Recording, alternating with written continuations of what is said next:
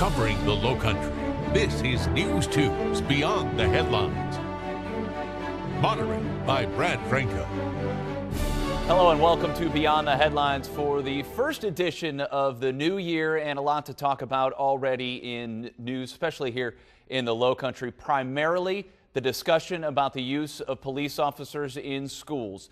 Mayor Keith Summey from North Charleston has decided that police officers will be put in each and every elementary school within his city. An opportunity, he says, to protect the kids, the most innocent among us, our children, he said. But already there is opposition. Let's hear what Keith Summey had to say earlier this week. I could not live with myself if something happened in one of our elementary schools and we had not done something to try to prevent it. It would still be horrible even if it happened with a police officer in the school, but at least there's someone that can react. An increased police presence may aggravate the situation in some schools and make our schools look and operate more like detention facilities than like place of learning. Now the discussion begins. We bring in from News Radio 94.3 Kelly Golden. We also have Melanie Baylog and Shirley Green. They are columnists with Post and Courier. Shirley, we're going to start with you. Where do you stand? I mean, this is the hot button issue, obviously, in light of what happened in Newtown, Connecticut, and the massacre of those children. Some are calling this a knee-jerk reaction. Is it? I've thought about this quite a bit, and I applaud Summey's effort on trying to protect our children, because what happened in Sandy Hook, it affected all of us, and we all wanted something to be done. So I applaud that.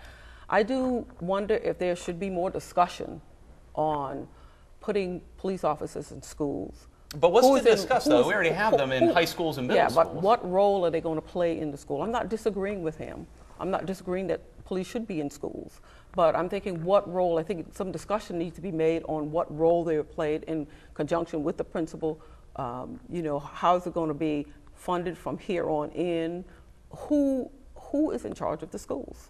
So I just think more discussion. I'm not saying it shouldn't be, because I want our kids protected as well. She brings up a good point. Who's in charge of schools? I mean, the school district's in charge of schools, and why haven't they stepped out?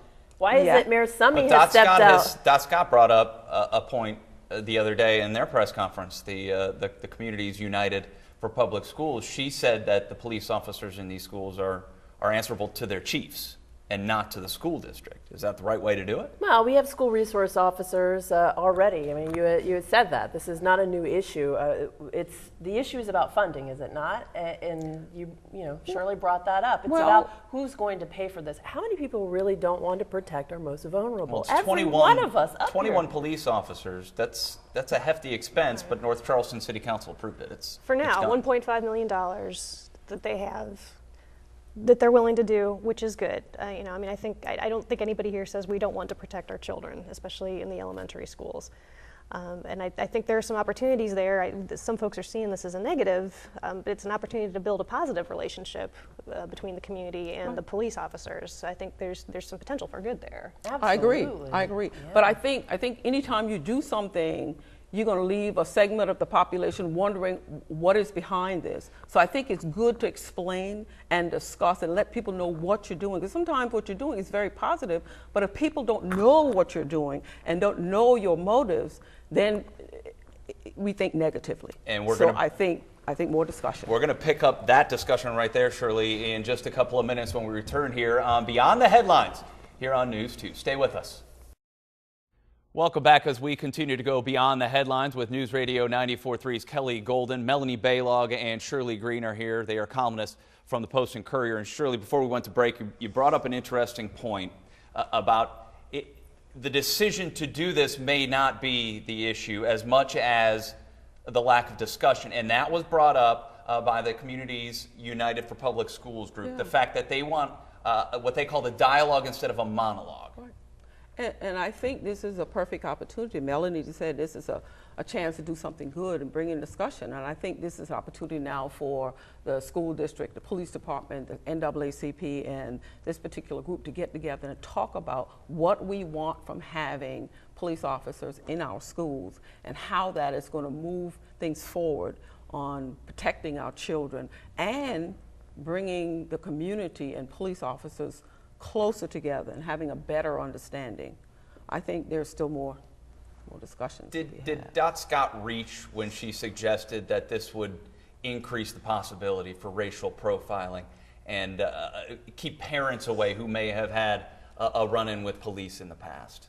Did that go outside the bounds of what this discussion is about? Why are we pulling the race card on this? Why? Why? People are tired of that. Why? Yeah. Is this really an issue? Yeah, the issue here is protecting our children. Right. I'm offended that the NAACP is pulling the race card and taking the issue away from that. But you can say it, and I don't know. I haven't spoken to Dot or anybody at NAACP. But if you have people are calling them and say, here are our concerns about what is going on, then they have a need to represent that segment. So I just think that if people are calling, then that's part of the discussion.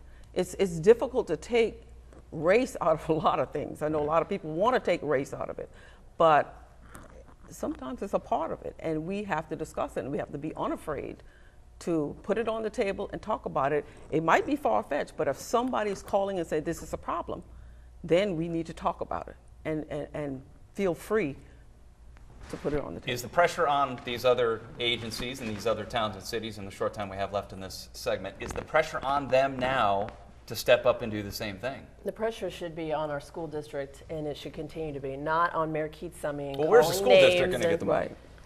Well, listen, Berkeley and Dorchester County just, voters just handed them millions of dollars in, a couple of bond referendums. So yeah, but where not to fund this kind of thing. Where there is a will, there is a way. And if we go back to the basics, my granny always taught me, where there is a will, there is a way. And there are politicians listening, to this morning who know that where there's a will. Have we heard from Dr. McGinley? What is right? Have we heard from any of the leaders in Berkeley, Charleston, Dorchester? We've heard from Joe We're going to have to leave it right there. We're going to have to leave it right there, and we're going to come right back with one more segment here. We'll have a quick minute to get our final thoughts on this issue. Stay with us. You're watching Beyond the Headlines.